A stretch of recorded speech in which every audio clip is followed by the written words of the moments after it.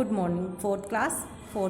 I am Anita, your SST class teacher. Students, आपके पास अब की बार जो एक नया सब्जेक्ट आया है वो है सोशल स्टडीज़. सोशल स्टडीज़ की बुक का नाम है फुटप्रिंट्स. आज हम सोशल स्टडीज़ का फर्स्ट लेसन रीड करेंगे. ओके, तो स्टार्ट करते हैं. हमारा फर्स्ट चैप्टर है सोइल यानी मिट्टी. लेसन की हाइलाइट्स हैं formation of soil, layers of soil, life in soil, soil erosion and soil conservation. Soil is one of the most precious gift of nature. जो मिट्टी है वो प्रकृति के कीमती तोहफों में से एक है. It provide the support and nourishment that plants need in order to grow.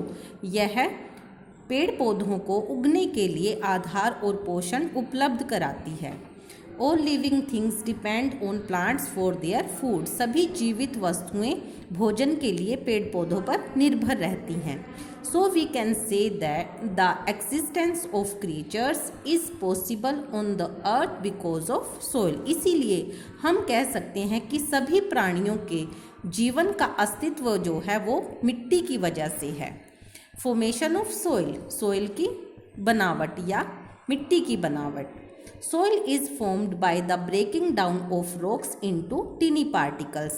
मिट्टी जो है वो चट्टानों के बिल्कुल छोटे छोटे टुकड़ों में टूटने से बनती है. This process took over thousands of years. और यह प्रक्रिया हजारों साल ले लेती है.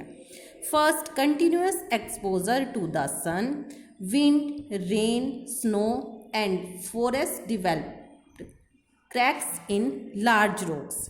कि लगातार सूरज के सामने रहने से हवा, बरसात, बर्फ़ और जंगलों के विकसित होने की वजह से चट्टानों में जो है क्रैक्स यानी दरारें आ जाती हैं.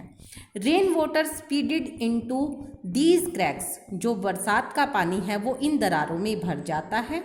Remains of dead plants and animals also got deposit there.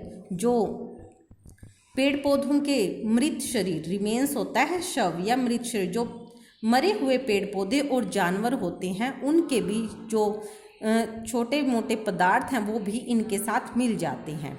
As moistures and nourishment were available some plants grow in these cracks. जैसे जैसे नमी और पोषण उपलब्ध होता है तो कुछ पौधे इन दरारों में उग जाते हैं.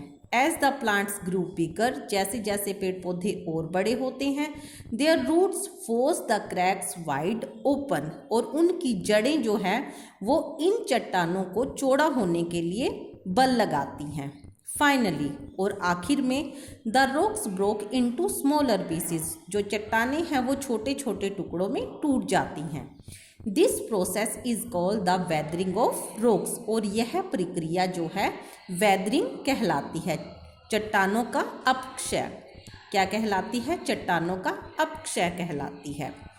The process of the breaking of rocks continue to form finer particles. कि जो चट्टानों के लगातार टूटने की प्रक्रिया के कारण जो है वो और महीन हो जाते हैं. जो वो छोटे छोटे टुकड़े होते हैं वो और ज़्यादा महीन, फिनर हो जाते हैं.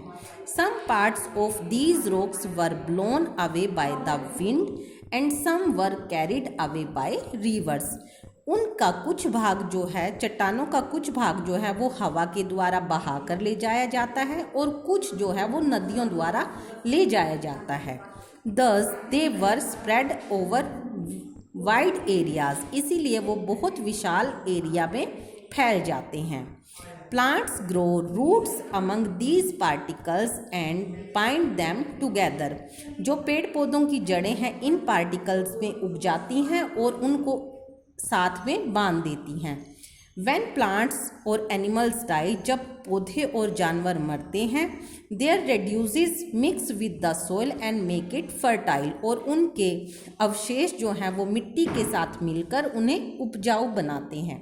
स्टूडेंट्स, आज के लिए इतना ही. आपको इस लेसन के डिफ़िकल्ट वर्ड्स को अंडरलाइन करके उसे अपनी रफ नोटबुक में नोट करना है. यही आपका आज का होमवर्क है. Thank you.